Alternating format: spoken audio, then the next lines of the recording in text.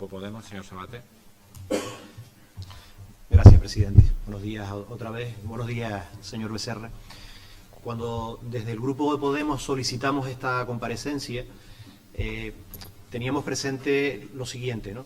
Ha sido objeto de preocupación desde nuestra entrada en el Cabildo dos grandes bloques de problemas en Tenerife, ¿no? Los gravísimos problemas sociales que sigue padeciendo la ciudadanía, y hemos traído un montón de propuestas, iniciativas, hoy mismo viene otra, ¿no? Dentro de lo que nosotros llamamos el rescate de la ciudadanía, pero también los problemas ambientales y territoriales, estando convencidos además de que unos y otros no son aspectos disociados entre sí, sino que están tremendamente interrelacionados, ¿no? Por tanto, tenemos problemas en Tenerife y este es uno de ellos, ¿no?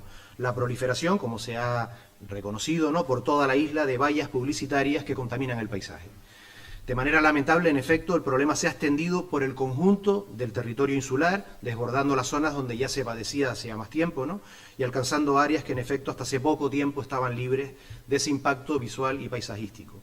Son muchas las zonas y podríamos citar bastantes, ¿no?, pero me voy a detener solamente en tres donde el fenómeno se ha disparado, ¿no?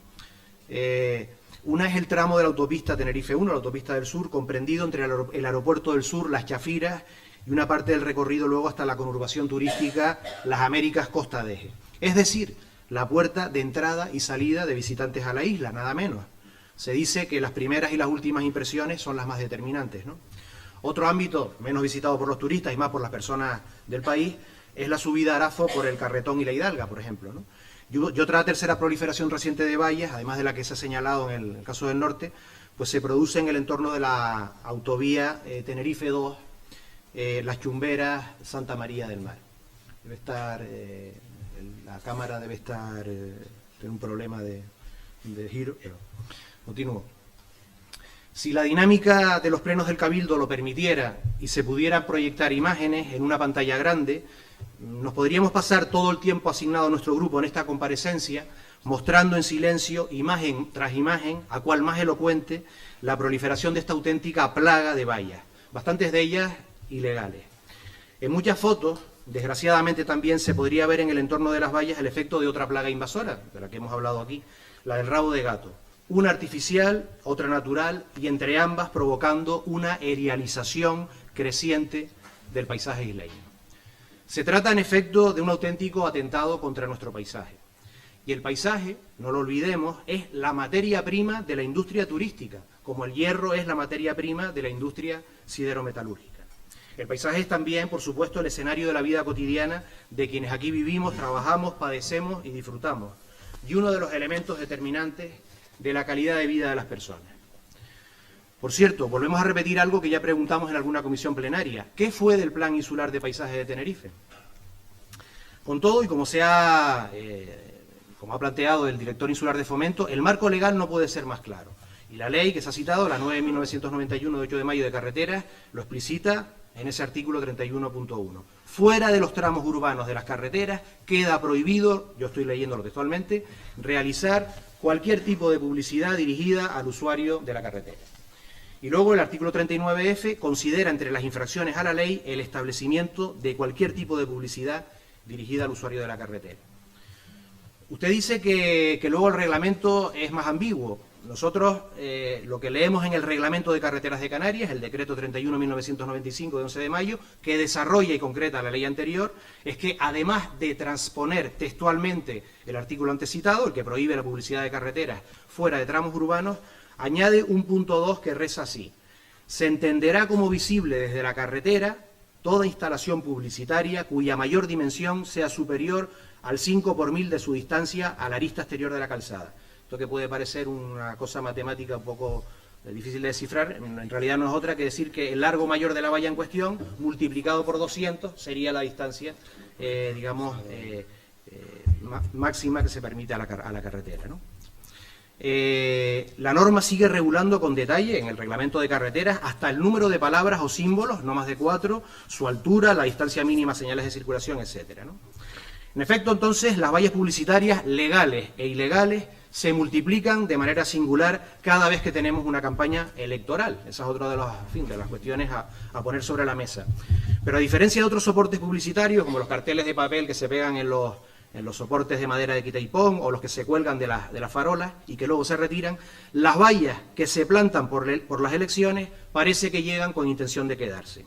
Después de soportar las caras de las personas candidatas y sus eslóganes electorales, se transmutan en anuncios de lectura del tarot, publicidad de acompañantes femeninas, escort, avisos de que se inaugura un nuevo establecimiento de descuento duro, por supuesto de una multinacional del comercio, y hasta, en algún caso, agárrate que vienen curvas, anuncios institucionales recomendando prudencia en la conducción, evitando el consumo de alcohol. Todo ello, por supuesto, porque los ejemplos que estoy citando son reales y están situados en suelo rústico, desde soportes, ya digo, ilegales, ¿no?, distrayendo de la responsabilidad a quienes conducen y atentando contra la seguridad del tráfico. Otra modalidad menos frecuente, pero que se puede constatar en estos últimos años, es la colocación de remolques publicitarios al borde de las autopistas, ¿no? Esos grandes carteles ilegales, alegales. El caso es que permanecen meses, cuando no años, aparcados en el mismo lugar, en la orilla de las autopistas, y produciendo el mismo efecto. También se están empleando para esta función grúas de diferente forma y tamaño. Y en algunos sectores del sur, sobre todo, resulta común emplear los invernaderos colindantes a la autopista como soporte. Existen, por otra parte, lugares donde se retiraron en algún momento los paneles publicitarios, pero donde todavía subsisten las estructuras de soporte, como esqueletos de cadáveres de hierro que ofenden al paisaje y al paisanaje. Ante toda esta situación, tenía aquí planteada una serie de preguntas, una parte de ellas ya usted las ha contestado convenientemente, pero me gustaría precisar alguna más, ¿no? ¿Podría subrayar qué medios destina en estos momentos entonces el Cabildo de Tenerife a identificar, denunciar y sancionar las vallas ilegales? ¿Cuál es, ya termino, cuál es la situación? Bueno, eso ya lo he explicado. ¿Ha planteado el Cabildo alguna iniciativa jurídica concreta para responder a la estrategia de las empresas de publicidad, quienes, al parecer, recurren de forma sistemática a las denuncias y agotan el máximo de posibilidades judiciales para, entre tanto, seguir cobrando por el alquiler de sus vallas, ¿no? Y una más concreta todavía, que podría tal vez dar con una parte de la clave para la... sí, es una pregunta y ya termino. Para la resolución de este problema.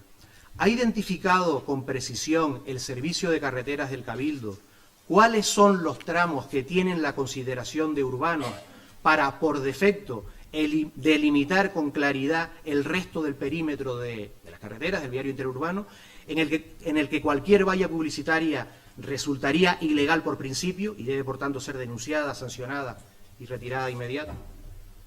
Para el segundo turno, el Grupo Podemos, señor Sabater. Gracias, presidente. En esta segunda intervención queremos profundizar en dos cosas. La primera es en el aspecto precisamente de la seguridad, ¿no? Otra importante determinación normativa del Reglamento de Carreteras de Canarias es la que dice en su artículo 60.2 lo siguiente: para la colocación de cualquier cartel informativo se precisará la autorización del titular de la carretera, siendo su instalación, mantenimiento, conservación y, en su caso, retirada a cargo del solicitante. Pero añade a continuación: la autorización podrá ser revocada en el caso de mala conservación de la misma, cese de la actividad, objeto de la información, o por razones de seguridad de la circulación viaria. En noviembre de 2015, ese fenómeno meteorológico que conocemos como la tormenta Delta provocó, entre otras graves consecuencias, entre las muchas graves consecuencias, la caída de un montón de vallas que pusieron en riesgo la vida de las personas. Trozos de vallas desprendidos circularon a gran velocidad, como auténticas guillotinas en potencia, ¿no? Y sin llegar a la contundencia de aquella tormenta tropical, ese mismo fenómeno lo hemos visto repetido varias veces más después de aquello, ¿no?, en estos últimos años, con vientos fuertes, por ejemplo en enero de 2010, entre otros casos, ¿no? Los trabajadores de las empresas a las que el Cabildo tiene encomendado el mantenimiento de las carreteras insulares se tuvieron que empeñar a fondo en retirar numerosos restos de estas vallas. Pero luego, en muchos casos, se han reconstruido las vallas en el mismo lugar, y a veces en número superior al que ya había, sin extraer enseñanzas de localizaciones potencialmente muy peligrosas por circunstancias locales de aceleración eólica, ¿no? Se trata de puntos negros por esta y por otras razones, por ejemplo, por citar algunos, el de la conocida como la curva de la Pepsi-Cola, ¿no?, en la Tenerife 5, o también en el entorno de Añaza y Santa María del Mar, en la autopista del sur, o en determinados sectores, también en esa misma autopista del Valle de Güímar y de la comarca de Abona. La segunda cuestión es que no hace mucho el Cabildo desarrolló una campaña de sensibilización itinerante por el territorio insular denominada Gestos por el Paisaje. Su loable objetivo no era otro que promover entre la ciudadanía la sensibilización y la reflexión acerca de la importancia del paisaje, su proceso de transformación y la conveniencia de evitar su deterioro. Fue promovida por el área de carreteras y paisajes de esta corporación. Luego, más recientemente, hace ahora justo un año, en la primavera del pasado 2015, se ponía en marcha otra campaña publicitaria. Se trataba de una de esas que eluden, en una primera fase, explicitar de manera directa la naturaleza del producto anunciado. El lema de la campaña era «Entre todos Tenerife». No se trataba de una campaña institucional del Cabildo, por más que su aspecto y forma remitieran algunas de las ya realizadas por la Corporación Insular, sino que estábamos ante una precampaña electoral de Coalición Canaria, y más en concreto de su candidato a la presidencia, el señor Carlos Alonso, que concurría esta vez de forma directa. Un buen número de estas vallas vulneraban la legalidad y por eso fueron denunciadas por algunos colectivos sociales. La paradoja es que el presidente del Cabildo que se exhibía en esas vallas resultaba y resulta ser el máximo responsable de los usos de la carretera y de su régimen sancionador. En algún caso, vallas de esa precampaña electoral del presidente del Cabildo se llegaron a situar también en la vecindad inmediata de un bien de interés cultural como el de las naves y muelles carboneros de Valleseco, motivo, por cierto, de una pregunta por parte de otro grupo en el pleno de hoy. Allí siguen, por cierto, todas esas vallas, ahora con otros motivos publicitarios, degradando ese testimonio de la arqueología industrial tinerfeña.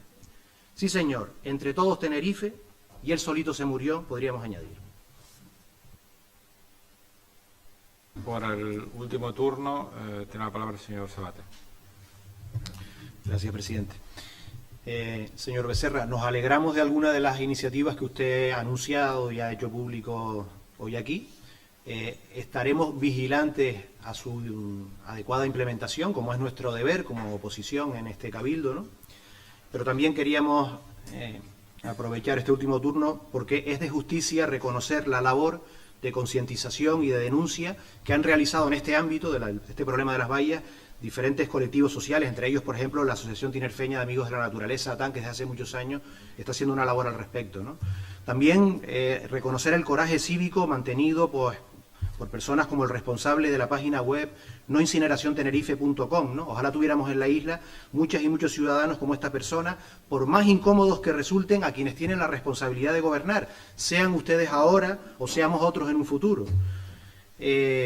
Seguramente la isla, con una ciudadanía así, sería otra, ¿no? En los aspectos externos, estéticos y también en los aspectos sociales, ¿no? Muchos delitos contra el bien público y el interés general se perpetran de forma clandestina, lejos del escrutinio público.